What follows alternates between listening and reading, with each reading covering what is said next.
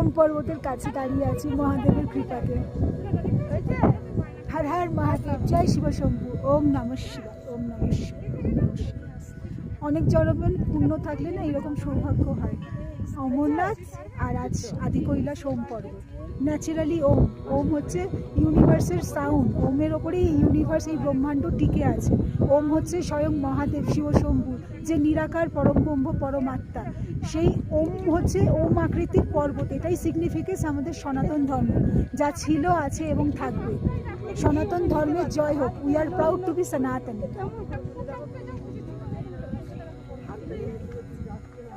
নিজেকে অনেক পুণ্যবান মনে হচ্ছে, অনেক ভাগ্যবতী।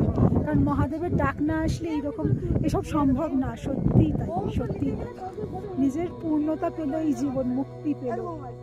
শূন্যতার মধ্যে আছে পূর্ণতা, আর পূর্ণতা থেকে হয় মুক্তি। অমরনাথ থেকে আদি কৈলাসের এই যাত্রা পর্যন্ত যে পূর্ণতা, শূন্যতা, মুক্তি পেয়েছি, তার জন্য অশেষ কৃপা ইউনিভার্সকে, ব্রহ্মাণ্ডকে, ভোলেনাথকে, রাধা মাধবকে। হর হর ভোলে, হর হর মহাদেব, ওম নমঃ শিবায়, হরে কৃষ্ণ।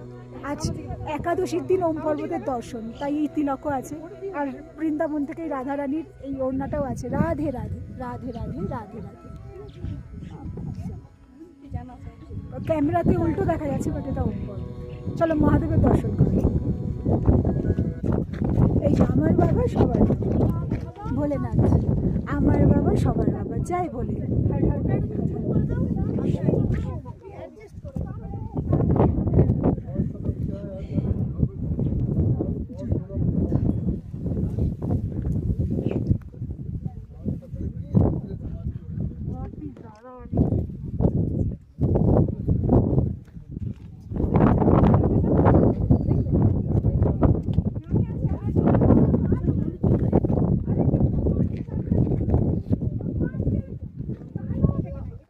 এখানে প্রাকৃতিক সৌন্দর্য মুগ্ধ করছে আমাকে। মানে ফিরে যাওয়ার কোনো ইচ্ছা নেই বাড়িতে, এই মনে হচ্ছে এখানেই থেকে যাই।